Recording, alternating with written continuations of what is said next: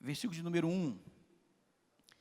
E Naamã, chefe do exército do rei da Síria, era um homem diante do seu senhor, um grande homem diante do seu senhor, e de muito respeito, porque por ele o Senhor dera livramento aos sírios, e era esse varão, homem valoroso, porém leproso. Versículo número 9. Veio, pois, Naamã com os seus cavalos e com o seu carro, e parou à porta da casa de Eliseu. Então Eliseu lhe mandou um mensageiro dizendo: vai e lava-te 7 vezes no Jordão, e a tua carne te tornará e ficará purificado. Versículo número 14. Então desceu e mergulhou no Jordão 7 vezes, conforme a palavra do homem de Deus, e a sua carne se tornou como a carne de um menino, e ficou purificado. Amém, meus irmãos? Amém. Senhor, essa é a tua palavra, eu dependo de ti. Não estou aqui, Senhor, para pregar minhas ideias, mas a tua palavra. Fala ao nosso coração. Estamos aqui apenas como a voz. Eu te peço, fala a cada coração. Em nome de Jesus, amém e amém. Pode sentar, meus irmãos. Glória a Jesus. Glória a Deus. Irmãos, esse texto é um texto muito conhecido nosso e que tem muitas lições para o nosso coração. Eu mesmo já ouvi várias mensagens sobre esse texto, eu nunca me canso, tamanha profundidade e a revelação que Deus traz para nós dentro desse texto. O texto começa falando de um homem que é um general muito importante, chamado Naamã. Ele é um general, ele é um grande homem da Síria, do exército inimigo de Israel. Você vai ver no histórico de Israel e no seu histórico de batalha que a Síria foi um espinho no caminho de Israel. E a Bíblia vai nos dizer que no meio desse povo tem um general muito importante chamado Naamã, da qual o Senhor dera livramento à Síria. Isso para mim não fala nada além do que o caráter que esse homem tinha, a espiritualidade. De algum modo, Deus se agradou do coração desse homem e dava vitórias em batalhas através das mãos desse homem. Mas o texto fala para nós que esse homem é um homem leproso. Esse homem é um homem que tem uma debilidade. Embora seja um grande homem diante do seu Senhor, diante da sua nação, ele é um homem que tem uma debilidade muito séria. Ele é leproso. E na sua casa tem uma menina escrava, uma menina israelita, que olha para Naamã e faz uma coisa muito interessante. Ela diz assim: olha, quem dera se o meu senhor estivesse diante do profeta que há em Israel, você seria restituído da sua lepra. Tem gente que é assim, igual essa menina. A lepra de Naamã não pegou nela, mas a misericórdia de Deus na vida dela pegou em Naamã. Que coisa linda, né, irmãos? E foi o veículo de Deus. Agora imagina, o rei, ele vai até o rei dá carta para que ele vá até Israel, e o rei de Israel, quando recebe a carta, no conteúdo está dizendo assim: quando esse homem chegar aí, eu quero que você me devolva ele curado. O rei de Israel rasgou as vestes, o rei da Síria está arrumando ocasião contra nós. E o profeta Eliseu chega até o rei de Israel e diz assim: por que tu rasgou as suas vestes? Deixa ele vir e verá que há profeta em Israel. Tem profeta aqui hoje? Glória a Deus, glória a Deus. E a Bíblia diz que Naamã vem com a sua comitiva, chega até a casa do profeta, e o profeta diz assim: vá até o Rio Jordão, dá 7 mergulhos no Rio Jordão. Agora imagina Naamã, irmão, irado. Ele veio de longe, chega agora, pensando que o profeta vai fazer algo extraordinário, e o profeta manda ele ir mergulhar no Rio Jordão, um rio caudaloso, e alguém intercede e diz: mas meu Senhor, vai lá. A Bíblia diz que ele mergulha 7 vezes, mesmo contrariado, e quando ele sai das águas, ele sai restituído. Irmãos, por mais que seja duro o que Deus exige de você, obedeça, porque o milagre está no final da nossa obediência. Amém, meus irmãos? Agora eu me pergunto o seguinte: se Naamã não tivesse dado aqueles 7 mergulhos, ele seria curado, irmão? Seria ou não seria curado? Pelo texto, claro que não, claro que não. Isso me lembra uma palavra que não está no texto, mas está implícito de algum modo. Sabe qual? Tem aqui a linha amarela, até tem um pedágio da linha amarela, e o pedágio é um tributo que se paga para usar vias públicas. E quando o profeta diz a Naamã: o seguinte: vai lá e mergulha 7 vezes no Rio Jordão. Eu fico pensando, Naamã diante daquela palavra.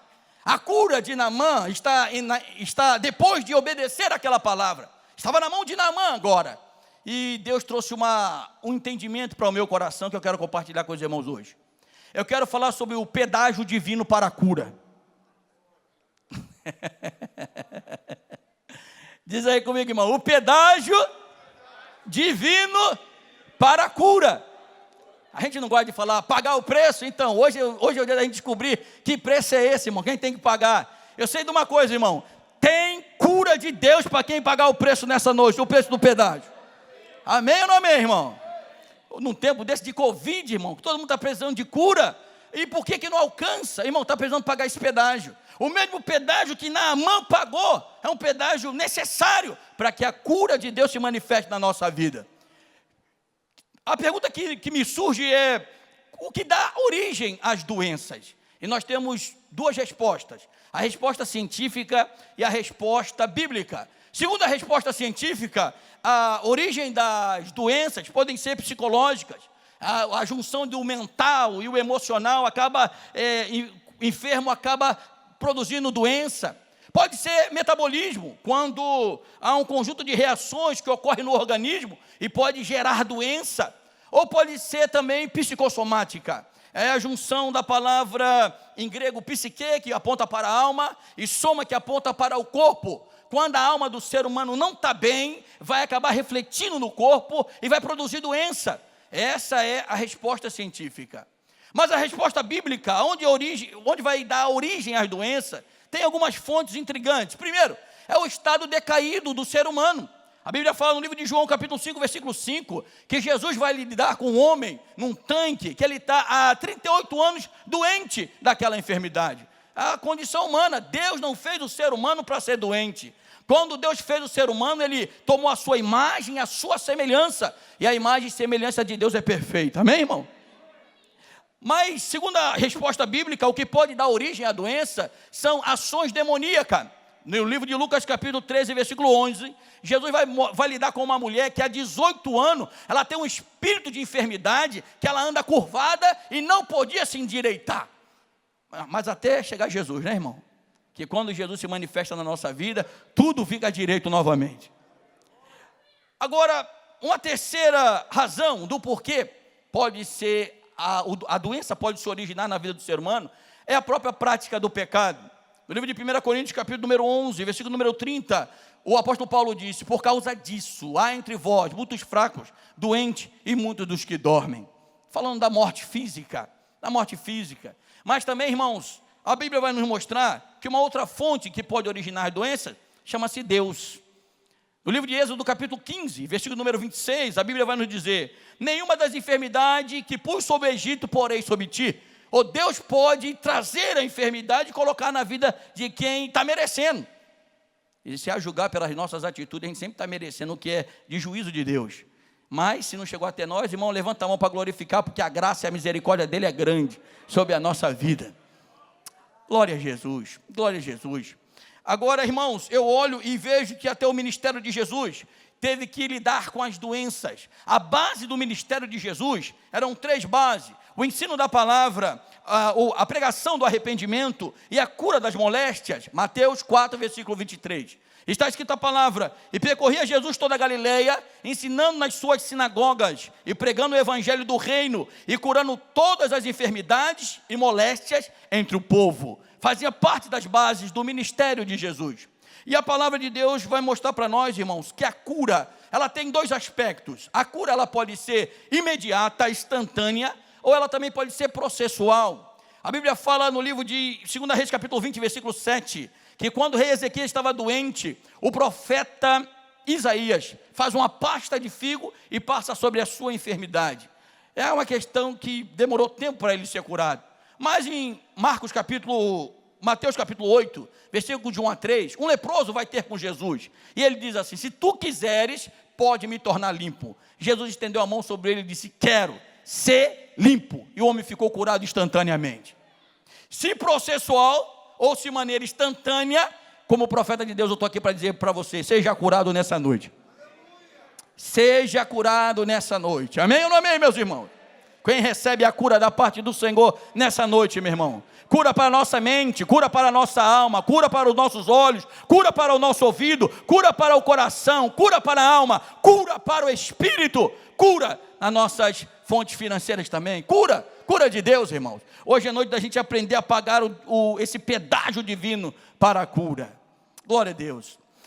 Eu olho para o Senhor e aprendo uma coisa muito importante: a fonte da cura de todo aquele que crê é o Senhor, irmãos. Êxodo capítulo 15, versículo 26, o Senhor disse assim: eu sou o Senhor que te sara. Eu sou o Senhor que te sara. Irmãos, no começo da pandemia, lá na congregação Rosa de Saron, de qual a gente está dirigindo, foi a primeira palavra que Deus nos dirigiu. Eu falei: Senhor, tem tanta gente nessa congregação, que mora em tantos lugares diferentes, como a gente vai lidar com isso, com tantos idosos? A primeira galera que eu mandei ficar em casa foi os idosos. Fica em casa, não vem não. Mas aí, irmãos, pesou mais para mim do que para eles, porque eu fiquei em casa até quando deu. Quando não deu, eu comecei a bater na porta dos idosos. Irmãos, eu queria te dar um abraço, mas não pode, mas recebe aí. Eu queria te dar um beijo, mas não pode, mas recebe aí. E todo mundo ficou animado, irmão. Todo mundo ficou animado. Foi a primeira galera que voltou para a igreja depois ou no meio da pandemia. Mas Deus trouxe essa palavra ao nosso coração. E que o Senhor diz: eu sou o Senhor que te sara.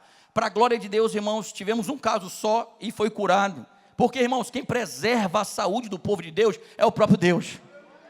É o próprio Deus, meu irmão, é o próprio Deus. Você com máscara, você sem máscara, com álcool gel, sem o álcool gel, sabe de uma coisa, irmão? A fonte da nossa cura é o Senhor. Glória a Deus. Eu estou olhando a postura de Naamã e estou achando notável a postura desse homem. Porque ele é sírio. E ele precisa da cura, e a maneira com que ele lidar com a sua situação chama muita atenção.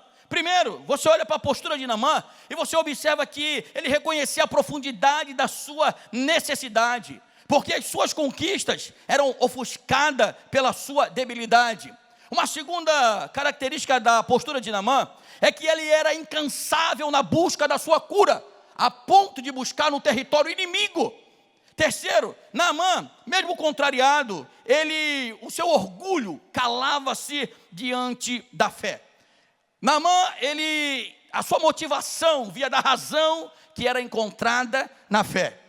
E alguns ainda tem esse duelo, né, entre a fé e a razão, e já se descobriu que não existe fé sem razão, nem razão sem fé.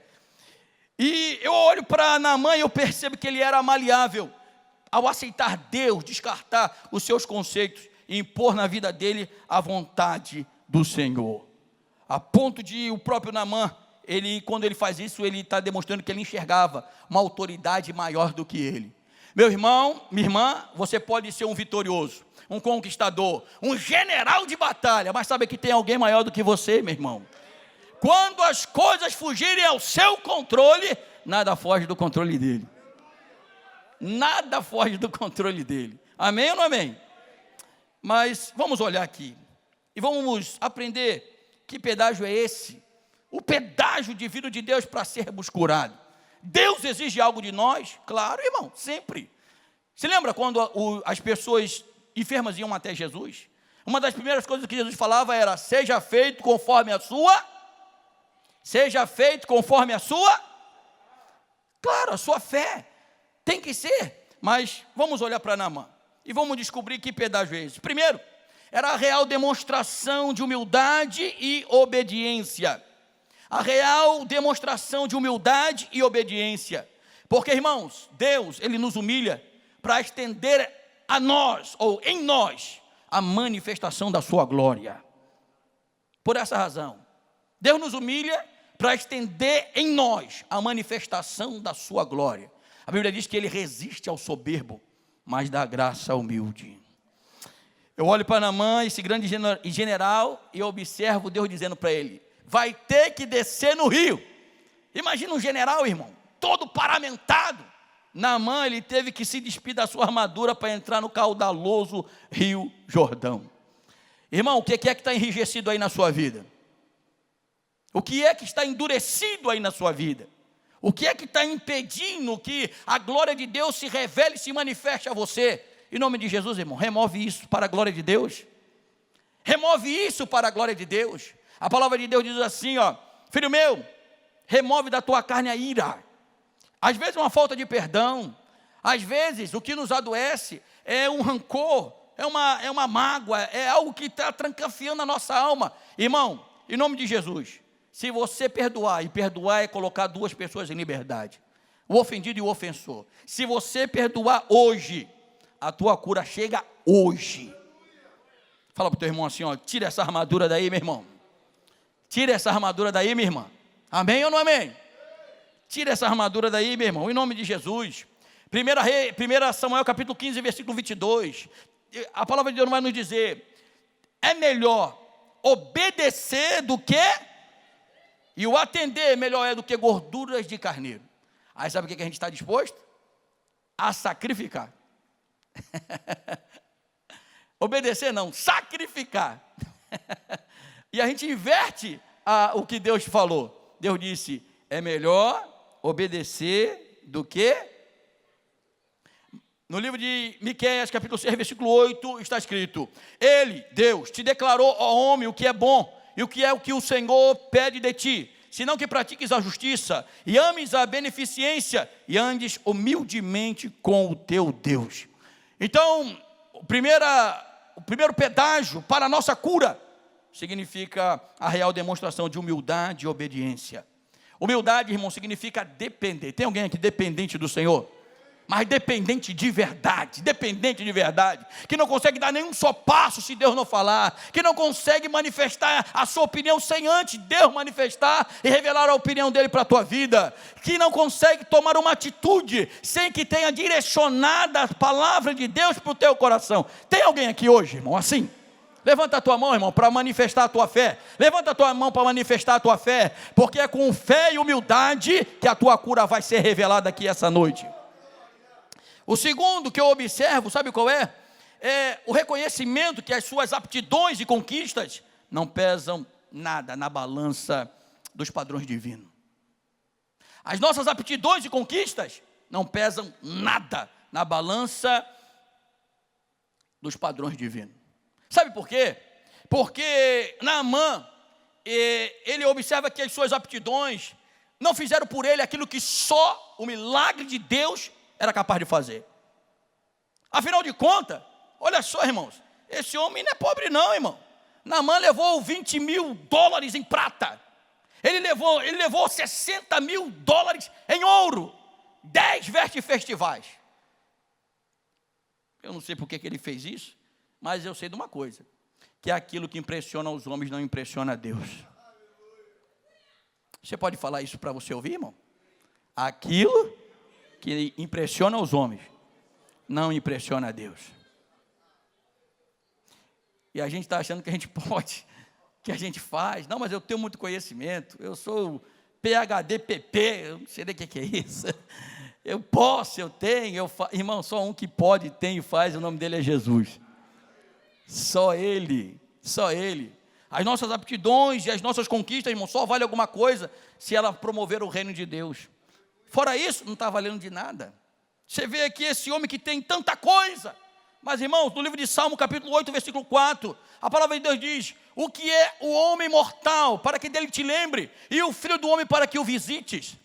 Isaías, capítulo número 40, diz que o Senhor, Ele se assentou no globo da terra. Ele se inclinou para ver os moradores como gafanhotos sobre a face da terra. Ele tomou a medida do céu a palmos. Ele conta o número das estrelas do céu e chama cada uma pelo seu nome. E nenhuma delas falta diante dele por causa do seu poder. Ele colocou um ferrolho no mar. Ele colocou o caminho no céu para o vento. Porque Ele é Deus. Ele é Deus. Irmãos, teve uma frase que a nossa pastora Luciane falou há muitos anos atrás, eu nunca mais esqueci. É que Deus é bem maior do que isso aqui. Deus é bem maior do que isso aqui. Tinha um homem bem inteligente, você conhece ele, o apóstolo Paulo. Falava de 3 a 5 línguas. Era um homem que conhecia de jurisprudência, de religião, de autoridade. Um homem muito estudado, aprendeu aos pés de Gamaliel, mas no capítulo 11 do livro de Romanos, quando ele vai falar da grandiosidade de Deus, ele para dizer, com profundidade do conhecimento e da sabedoria, a profundidade de Deus, inescrutáveis, insondáveis são os teus pensamentos. Ele levanta a sua mão para glorificar o nome do Senhor. Irmão, você quando saiu de casa, leu o seu diagnóstico, o que está escrito lá no papel, mas hoje, Deus está esperando de você que você ergue a sua mão e diga assim, Senhor, eu não estou entendendo nada que o médico escreveu aqui, Senhor, pelo que eu entendi o negócio está ruim, mas o Senhor sabe o que vai fazer, o Senhor sabe o caminho que o Senhor vai tomar, o Senhor tem o seu caminho na tormenta e na tempestade, o Senhor sabe por onde vai me dar vitória, por isso eu abro mão das minhas aptidões, das minhas conquistas, para dizer, o Senhor é Deus, o Senhor é Deus, o Senhor é Deus.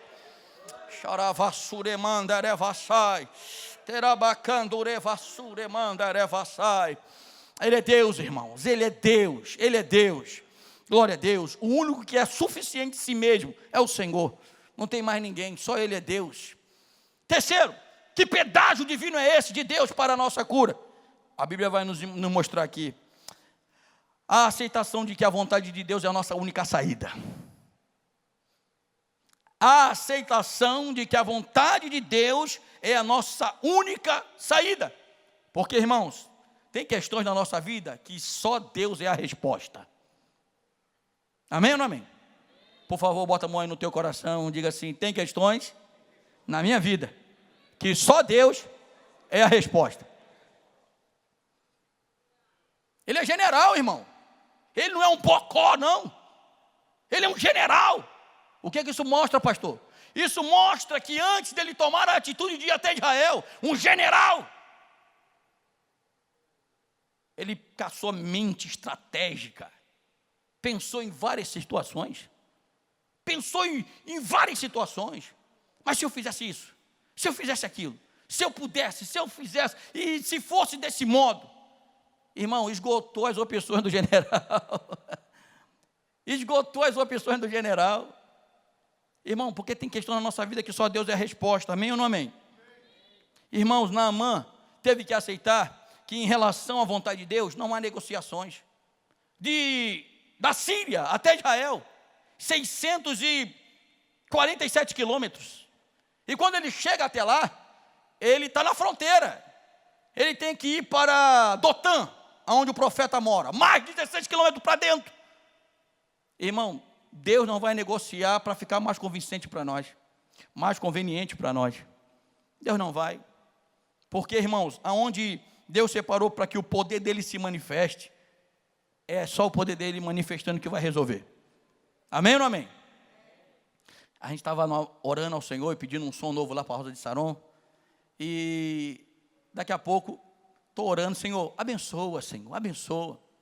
Aí daqui a pouco chega um obreiro meu e fala assim, pastor, eu estou trabalhando há mais de 21 anos numa empresa e sempre que eu vou falar de conta, o meu patrão me enrola e escapa, sempre.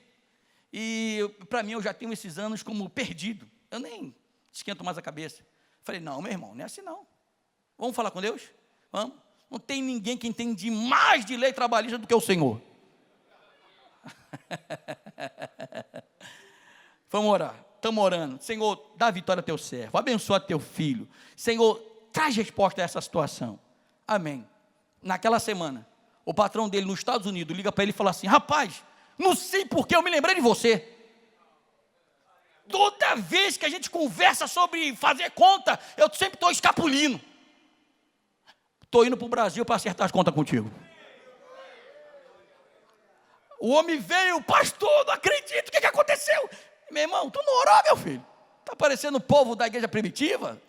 Está orando, solta Pedro, quando Pedro solta, não, isso é uma visão. Não, meu irmão, é Deus trazendo a resposta dele para a tua vida. Ele foi e falou, pastor, olha, eu estou tão feliz que eu vou adiantar logo aqui, está aqui, ó. O que é que a gente faz? O Senhor disse, dá entrada no som. Sabe por quê, irmãos? Porque tem situações na nossa vida que é só Deus manifestando, reservou para manifestar o seu poder. Sabe esse teu desemprego, meu irmão? Sabe esse teu desemprego, minha irmã? Você vai ver o poder de Deus como você nunca viu agora. Mas pastor, está todo mundo fechando, está todo mundo quebrando. Irmã Raquel, minha esposa, irmão, foi promovida. Ela entrou como ajudante numa creche. E ela falou, eu vou ser alguma coisa aqui. Aí lá na cozinha, alguém enviado pelo troço ruim falou, você nunca vai sair daqui. Está se formando em consultora pedagógica. No meio da pandemia está sendo promovida, irmão. No meio da pandemia. Sabe por quê? Porque nós temos que aceitar que tem situações na nossa vida que a única saída chama-se Deus. Por favor, irmão, fala para você ouvir. Há situações na minha vida que a única saída chama-se Deus. Então, pelo amor de Deus, irmãos, alivia um pouquinho a cabeça desse marido. Alivia um pouquinho a cabeça dessa esposa. O problema não é seus filhos. O salmista se encontrou em situação como essa, no Salmo de número 73, versículo 25. E olha o que é que ele disse. A quem tenho eu no céu, senão a ti? E na terra não há ninguém que eu deseje além de ti. Quando o marido não puder trazer a resposta, quando a esposa não puder trazer a resposta, quando os filhos não puderem trazer a resposta, tem alguém que te conhece por dentro, meu irmão. Tem alguém que conhece as necessidades da tua mente, do teu interior, do teu coração, mais profundo que o melhor psicólogo dessa terra. O nome dele é Jesus. Ele conhece a nossa estrutura, lembra que somos pó e por isso ele tem misericórdia da nossa vida. Glória a Deus. Mas que pedágio divino é esse para a cura? Eu aprendo que é a ação incomparável da fé.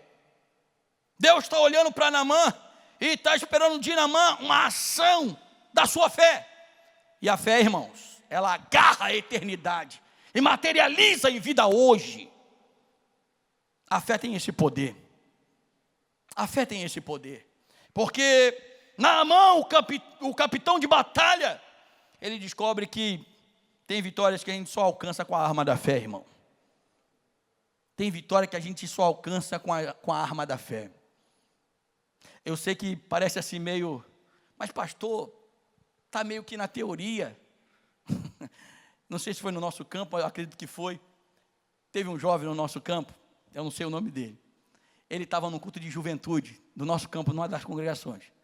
Aí ele está sentado, está olhando, todo mundo cultuando a Deus, levantando a mão, eu te adoro, Senhor, eu te adoro. Aí ele foi, naquele pensamento de jovem, nos seus conflitos pessoais, ele disse assim, quem me garante que Deus está recebendo esse culto? Quem me garante que Deus é real e que Ele está aqui? Quem me garante? Ele sentado, ficou todo mundo levantado no louvor, e ele sentado na cadeira. Aí, naquele conflito dele, ele fechou os olhos e disse, me dá uma prova, Senhor, de que tu está aqui. Aí alguém veio por trás da cadeira dele e deu um abraço nele. Aí ele, de olho fechado, quando a pessoa saiu, ele abriu os olhos, né? Era a resposta de Deus para a vida dele. Quando ele virou, a cadeira dele estava encostada na parede.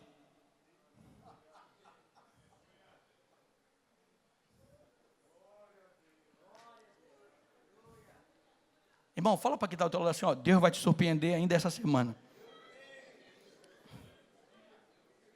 Quem recebe aí, levanta a mão para glorificar o nome daquele que merece.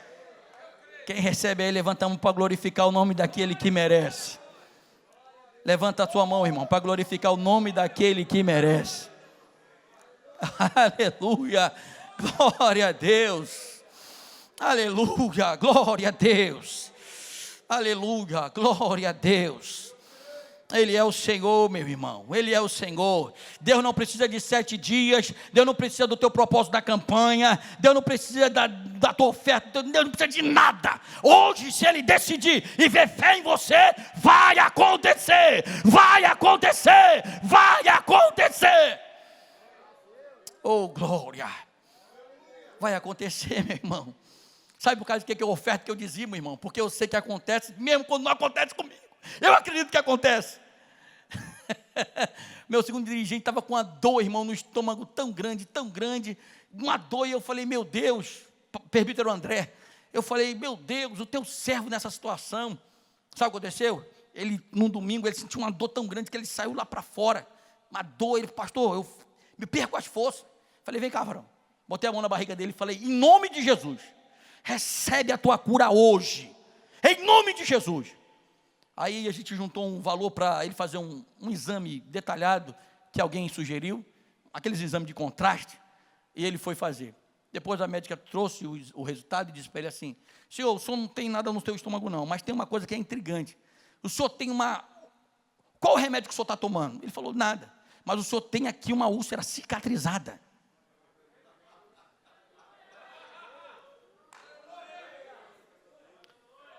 Meu irmão, levanta a sua mão, irmão, porque Deus está ministrando ao teu coração algo novo. Levanta a tua mão, Deus está ministrando ao teu coração algo novo. Meu irmão, se não for você, você vai levar para casa a cura de alguém. Se não for você, você vai levar para casa a cura de alguém. Glória a Deus. Hebreus capítulo número 11, versículo número 6. Ora, sem fé é impossível agradar-lhe, porque é necessário que aquele que se aproxima de Deus creia que Ele existe e que é galardoador daqueles que o buscam. Hebreus capítulo 10, versículo 35, não rejeitei, pois, a vossa confiança, que tem grande e avultado galardão. Enquanto o milagre ainda não aconteceu, vai preparando o teu coração, porque Deus está preparando o melhor para você. Enquanto o milagre ainda não chegou, vai adorando, porque Deus está acumulando para você. Enquanto a cura ainda não aconteceu, vai adorando, porque Deus está trazendo algo grande para você, para a tua vida, para a tua família, para a tua casa, e na tua rua vão olhar e vão dizer, Deus é na vida dele, Deus é na vida dela, Deus é nessa família. Glória a Deus, glória a Deus. Por último, irmãos, que pedágio divino é esse para a cura? Diz a palavra, ou a palavra nos ensina, que é a ousadia de atravessar do orgulho em direção aos abundantes tesouros da graça. Porque enquanto Naamã está buscando por uma cura, Deus estava tratando o seu ego, Deus estava tratando os seus conceitos, a sua fé e um novo rumo para a sua eternidade. Quem diria? Porque a palavra de Deus diz que esse general é aquele homem que está lutando contra os seus conceitos e o seu orgulho a cada passo em direção ao profeta. E quando chega diante do profeta, ele ainda está acreditando que vai acontecer como ele idealizou. O profeta vai sair, afinal de contas eu não sou um bocó, eu sou o general da Síria. O profeta vai se colocar diante de mim, vai passar a mão na ferida para ser restituído o leproso.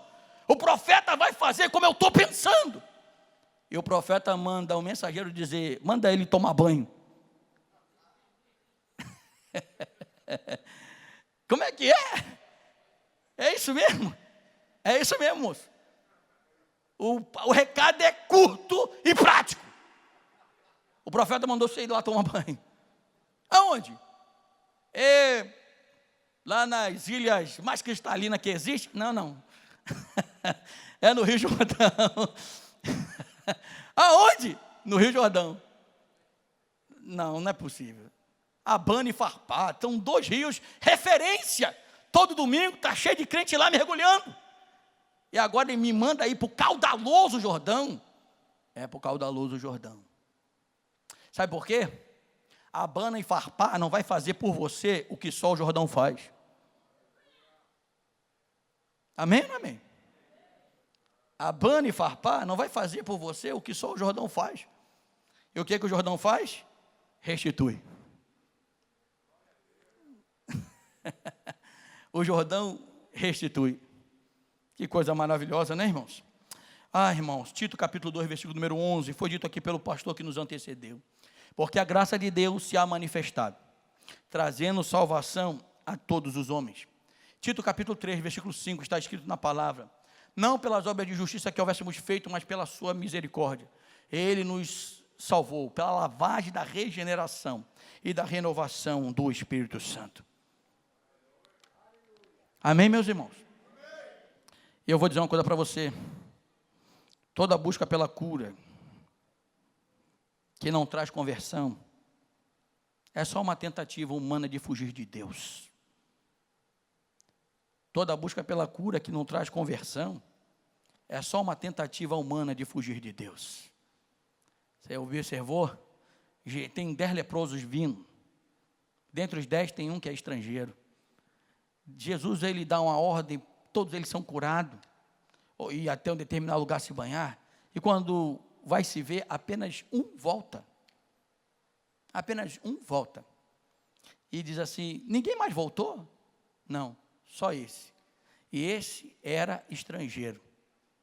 Irmãos, tem gente que se satisfaz apenas com a cura. Ufa, estou curado, que bom! Vou voltar para as guerras, vou voltar para as batalhas, vou voltar para os amigos vou voltar para o meu padrão e conceito de vida. Não. Quando Naamã sai daquelas águas, irmãos, e ele se vê curado, ele disse, eu não posso continuar vivendo como eu vivia. Eu não posso continuar vivendo como eu vivia. Novidade de vida, irmãos. O homem volta curado, transformado, convertido, irmãos. Que coisa linda. Nessa noite é noite de você sair daqui assim também. 2 Coríntios capítulo 5, versículo 17.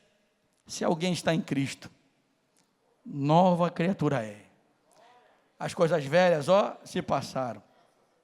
Eis que tudo se fez novo. Amém, meus irmãos? Deus abençoe os irmãos poderosamente, em nome de Jesus.